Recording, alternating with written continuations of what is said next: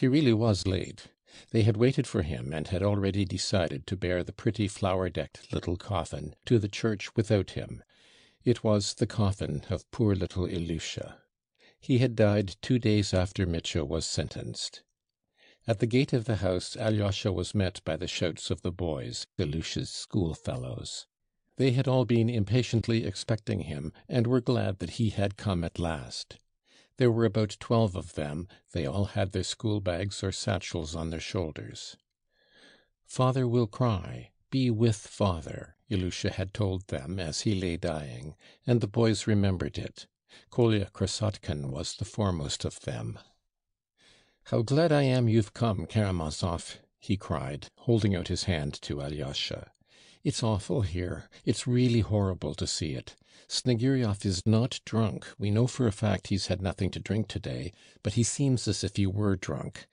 I am always manly, but this is awful. Karamazov, if I am not keeping you, one question before you go in." "What is it, Kolya?" said Alyosha. "Is your brother innocent or guilty? Was it he killed your father, or was it the valet? As you say, so it will be. I haven't slept for the last 4 nights for thinking of it." "The valet killed him. My brother is innocent," answered Alyosha. "That's what I said," cried Smurov. "So he will perish an innocent victim," exclaimed Kolya. "Though he is ruined, he is happy. I could envy him." "What do you mean? How can you? Why?" cried Alyosha, surprised. "Oh, if I too could sacrifice myself some day for truth," said Kolya with enthusiasm. "But not in such a cause, not with such disgrace and such horror," said Alyosha. "Of course I should like to die for all humanity, and as for disgrace, I don't care about that. Our names may perish. I respect your brother." "And so do I." The boy who had once declared that he knew who had founded Troy cried suddenly and unexpectedly, and he blushed up to his ears like a peony, as he had done on that occasion. Alyosha went into the room. Ilusha lay with his hands folded and his eyes closed in a blue coffin with a white frill round it. His thin face was hardly changed at all, and, strange to say, there was no smell of decay from the corpse. The expression of his face was serious and, as it were, thoughtful. His hands, crossed over his breast, looked particularly beautiful, as though chiseled in marble. There were flowers in his hands, and the coffin inside and out was decked with flowers, which had been sent early in the morning by Lise Holikoff. But there were flowers too from Katerina Ivanovna, and when Alyosha opened the door, the captain had a bunch in his trembling hands, and was strewing them again over his dear boy. He scarcely glanced at Alyosha when he came in, and he would not look at any one, even at his crazy weeping wife, mamma, who kept trying to stand on her crippled legs to get a nearer look at her dead boy. Nina had been pushed in her chair by the boys, close up to the coffin. She sat with her head pressed to it, and she too was no doubt quietly weeping. Snegiryov's face looked eager yet bewildered and exasperated.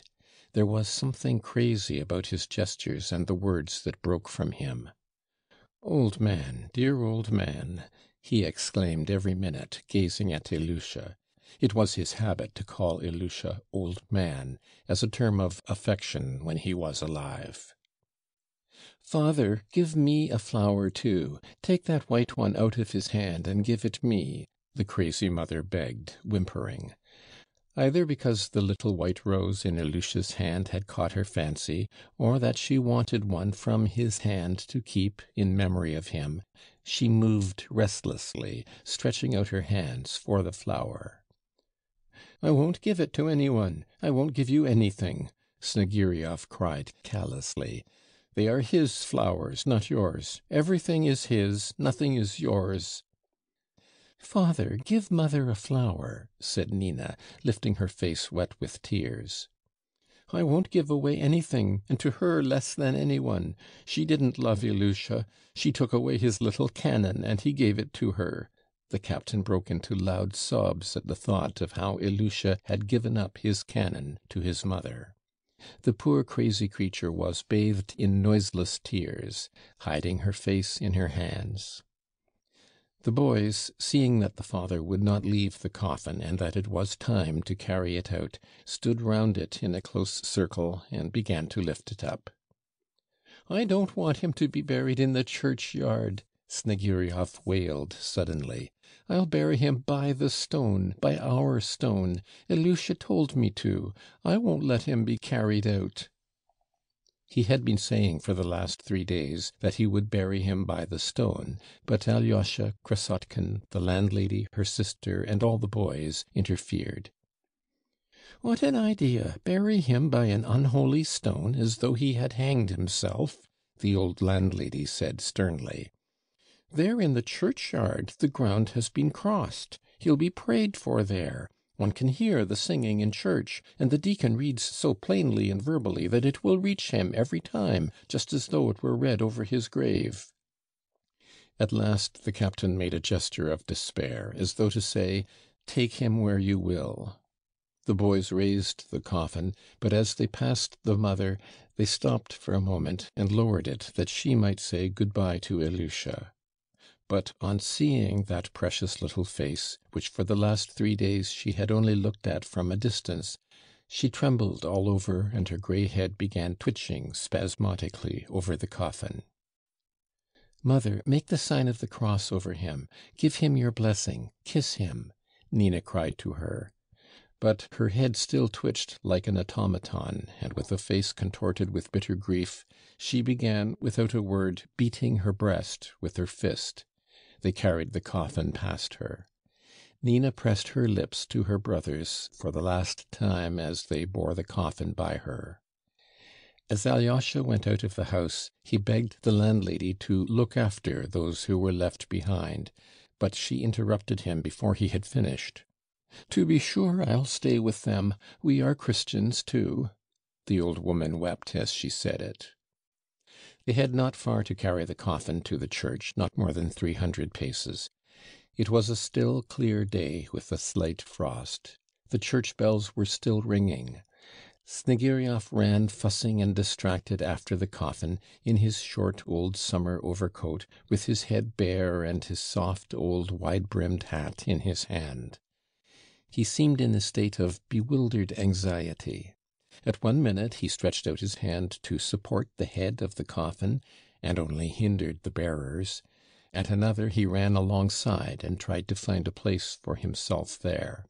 A flower fell on the snow, and he rushed to pick it up, as though everything in the world depended on the loss of that flower. "And the crust of bread! We've forgotten the crust!"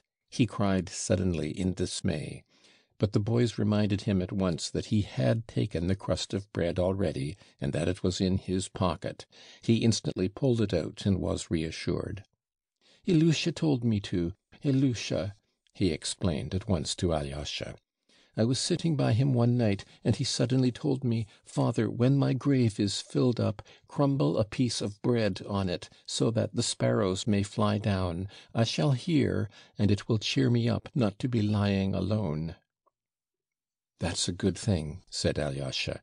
"We must often take some." Every day," said the captain quickly, seeming cheered at the thought. They reached the church at last and set the coffin in the middle of it. The boys surrounded it and remained reverently standing so all through the service. It was an old and rather poor church. Many of the icons were without settings, but such churches are the best for praying in. During the Mass, Snegiryov became somewhat calmer, though at times he had outbursts of the same unconscious and, as it were, incoherent anxiety. At one moment he went up to the coffin to set straight the cover or the wreath. When a candle fell out of the candlestick, he rushed to replace it, and was a fearful time fumbling over it. Then he subsided and stood quietly by the coffin with a look of blank uneasiness and perplexity. After the epistle, he suddenly whispered to Alyosha, who was standing beside him, that the epistle had not been read properly, but did not explain what he meant.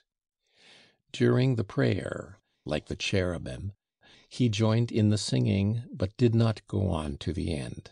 Falling on his knees, he pressed his forehead to the stone floor, and lay so for a long while. At last came the funeral service itself, and candles were distributed.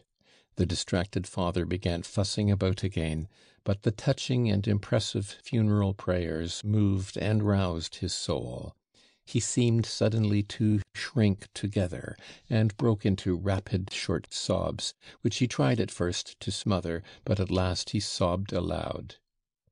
When they began taking leave of the dead and closing the coffin, he flung his arms about as though he would not allow them to cover Ilusha, and began greedily and persistently kissing his dead boy on the lips. At last they succeeded in persuading him to come away from the step. But suddenly he impulsively stretched out his hand and snatched a few flowers from the coffin. He looked at them, and a new idea seemed to dawn upon him, so that he apparently forgot his grief for a minute. Gradually he seemed to sink into brooding, and did not resist when the coffin was lifted up and carried to the grave. It was an expensive one, in the churchyard close to the church. Katerina Ivanovna had paid for it. After the customary rites, the gravediggers lowered the coffin. Snegiryov, with his flowers in his hands, bent down so low over the open grave that the boys caught hold of his coat in alarm and pulled him back. He did not seem to understand fully what was happening.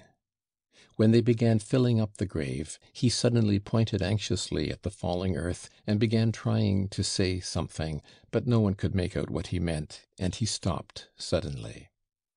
Then he was reminded that he must crumble the bread, and he was awfully excited, snatched up the bread and began pulling it to pieces and flinging the morsels on the grave. "Come, fly down, birds, fly down, sparrows," he muttered anxiously. One of the boys observed that it was awkward for him to crumble the bread with the flowers in his hands, and suggested he should give them to some one to hold for a time.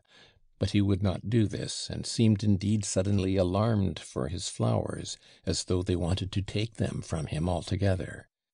And after looking at the grave, and, as it were, satisfying himself that everything had been done and the bread had been crumbled, he suddenly, to the surprise of everyone, turned, quite composedly even, and made his way homewards. But his steps became more and more hurried. He almost ran. The boys and Alyosha kept up with him. "The flowers are for mamma. The flowers are for mamma. I was unkind to mamma," he began exclaiming suddenly. Some one called to him to put on his hat, as it was cold. But he flung the hat in the snow as though he were angry, and kept repeating, "I won't have the hat. I won't have the hat." Smurov picked it up and carried it after him. All the boys were crying, and Kolya and the boy who discovered about Troy most of all. Though Smurov, with the captain's hat in his hand, was crying bitterly too, he managed, as he ran, to snatch up a piece of red brick that lay on the snow of the path, to fling it at the flock of sparrows that was flying by. He missed them, of course, and went on crying as he ran. Halfway, Snegiryov suddenly stopped, stood still for half a minute, as though struck by something, and suddenly turning back to the church, ran towards the deserted grave. But the boys instantly overtook him and caught hold of him on all sides. Then he fell helpless on the snow, as though he had been knocked down, and struggling, sobbing, and wailing, he began crying out, "Ilusha, old man, dear old man." Alyosha and Kolya tried to make him get up, soothing and persuading him. "Captain, give over. A brave man must show fortitude," muttered Kolya. "You'll spoil the flowers," said Alyosha, "and mamma is expecting them. She is sitting crying because you would not give her any before. Ilusha's little bed is still there." "Yes, yes, mamma," Snegiryov suddenly recollected. "They'll take away the bed, they'll take it away," he added, as though alarmed that they really would. He jumped up and ran homewards again. But it was not far off, and they all arrived together. Sneguriev opened the door hurriedly, and called to his wife, with whom he had so cruelly quarrelled just before. "Mamma, poor crippled darling, Ilusha has sent you these flowers," he cried, holding out to her a little bunch of flowers that had been frozen and broken while he was struggling in the snow. But at that instant he saw, in the corner, by the little bed, Ilusha's little boots, which the landlady had put tidily side by side. Seeing the old, patched, rusty-looking, stiff boots, he flung up his hands and rushed to them, fell on his knees, snatched up one boot, and, pressing his lips to it, began kissing it greedily, crying, "Ilusha, old man, dear old man, where are your little feet?" "Where have you taken him away? Where have you taken him?" the lunatic cried in a heartrending voice. Nina, too, broke into sobs. Kolya ran out of the room. The boys followed him. At last Alyosha, too, went out. "Let them weep," he said to Kolya. "It's no use trying to comfort them just now. Let us wait a minute and then go back." "No, it's no use, it's awful," Kolya assented. "Do you know, Karamazov," he dropped his voice so that no one could hear them, "I feel dreadfully sad, and if it were only possible to bring him back, I'd give anything in the world to do it." "Ah, so would I," said Alyosha. "What do you think, Karamazov? Had we better come back here tonight? He'll be drunk, you know." "Perhaps he will. Let us come together, you and I, that will be enough, to spend an hour with them, with the mother and Nina. If we all come together, we shall remind them of everything again," Alyosha suggested. "The landlady is laying the table for them now. There'll be a funeral dinner or something. The priest is coming. Shall we go back to it, Karamazov?" "Of course," said Alyosha. "It's also strange, Karamazov. Such sorrow, and then pancakes after it. It all seems so unnatural in our religion." "They're going to have salmon, too," the boy who had discovered about Troy observed in a loud voice. "I beg you most earnestly, Kartashov, not to interrupt again with your idiotic remarks, especially when one is not talking to you and doesn't care to know whether you exist or not," Kolya snapped out irritably. The boy flushed crimson, but did not dare to reply. Meantime they were strolling slowly along the path, and suddenly Smurov exclaimed, "There's Ilusha's stone under which they wanted to bury him." They all stood still by the big stone. Alyosha looked, and the whole picture of what Sneguriev had described to him that day, how Ilusha, weeping and hugging his father, had cried, "Father, father, how he insulted you," rose at once before his imagination. A sudden impulse seemed to come into his soul. With a serious and earnest expression, he looked from one to another of the bright, pleasant faces of Ilusha's schoolfellows, and suddenly said to them, "Boys, I should like to say one word to you, here, at this place." The boys stood round him, and at once bent attentive and expectant eyes upon him. "Boys, we shall soon part. I shall be for some time with my two brothers, of whom one is going to Siberia, and the other is lying at death's door. But soon I shall leave this town, perhaps for a long time, so we shall part. Let us make a compact here at Ilusha's stone that we will never forget Ilusha and one another. And whatever happens to us later in life, if we don't meet for 20 years afterwards, let us always remember how we buried the poor boy at whom we once threw stones. Do you remember, by the bridge? And afterwards we all grew so fond of him. He was a fine boy, a kind-hearted, brave boy. He felt for his father's honor, and resented the cruel insult to him, and stood up for him. And so, in the first place, we will remember him, boys, all our lives. And even if we are occupied with most important things, if we attain to honor or fall into great misfortune, still let us remember how good it was once here, when we were all together, united by a good and kind feeling which made us, for the time we were loving that poor boy, better perhaps than we are. My little doves, let me call you so, for you are very like them, those pretty blue birds, at this minute as I look at your good dear faces. My dear children, perhaps you won't understand what I am saying to you, because I often speak very unintelligibly, but you'll remember it all the same, and will agree with my words sometime. You must know that there is nothing higher and stronger and more wholesome and good for life in the future than some good memory, especially a memory of childhood, of home. People talk to you a great deal about your education, but some good sacred memory, preserved from childhood, is perhaps the best education. If a man carries many such memories with him into life, he is safe to the end of his days. And if one has only one good memory left in one's heart, even that may sometime be the means of saving us. Perhaps we may even grow wicked later on, may be unable to refrain from a bad action, may laugh at men's tears and at those people who say, as Kolya did just now, "I want to suffer for all men," and may even jeer spitefully at such people. But however bad we may become, which God forbid, yet when we recall how we buried Ilusha, how we loved him in his last days, and how we have been talking like friends all together at this stone, the cruelest and most mocking of us, if we do become so, will not dare to laugh inwardly at having been kind and good at this moment. What's more, perhaps, that one memory may keep him from great evil, and he will reflect and say, "Yes, I was good and brave and honest then." Let him laugh to himself, that's no matter. A man often laughs at what's good and kind. That's only from thoughtlessness. But I assure you, boys, that as he laughs, he will say at once in his heart, "No, I do wrong to laugh, for that's not a thing to laugh at." "That will be so. I understand you, Karamazov," cried Kolya with flashing eyes.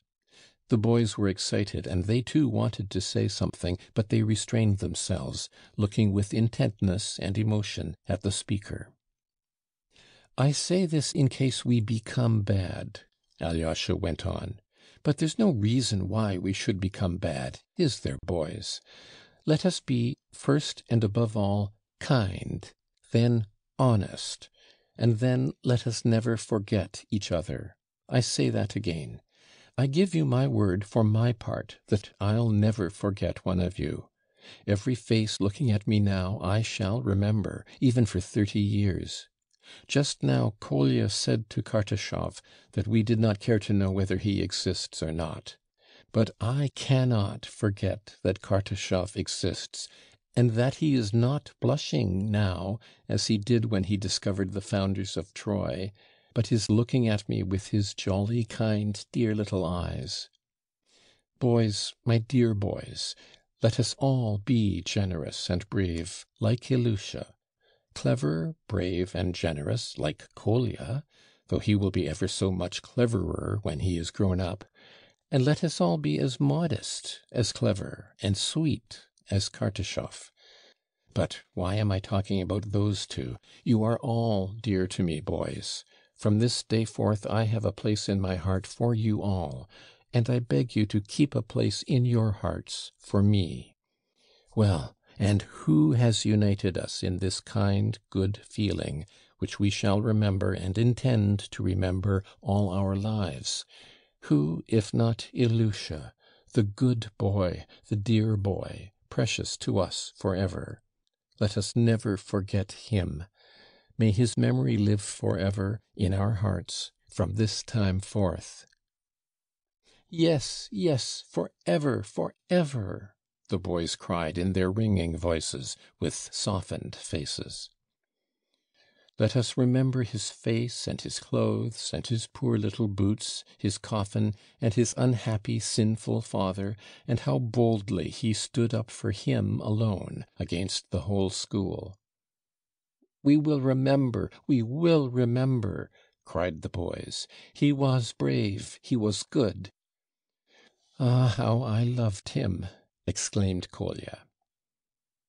"Ah, children, ah, dear friends, don't be afraid of life. How good life is when one does something good and just." "Yes, yes," the boys repeated enthusiastically. "Karamazov, we love you," a voice, probably Kartashov's, cried impulsively. "We love you, we love you," they all caught it up. There were tears in the eyes of many of them. "Hurrah for Karamazov!" Kolya shouted ecstatically.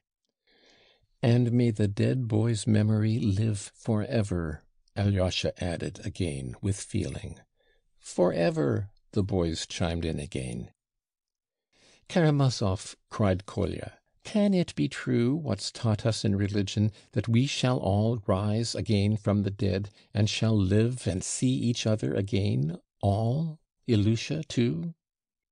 "Certainly we shall all rise again. Certainly we shall see each other, and shall tell each other with joy and gladness all that has happened," Alyosha answered, half laughing, half enthusiastic. "Ah, how splendid it will be!" broke from Kolya. "Well, now we will finish talking and go to his funeral dinner. Don't be put out at our eating pancakes. It's a very old custom, and there's something nice in that," laughed Alyosha. "Well, let us go. And now we go hand in hand." "And always so, all our lives, hand in hand. Hurrah for Karamazov!" Kolya cried once more, rapturously, and once more the boys took up his exclamation, "Hurrah for Karamazov!"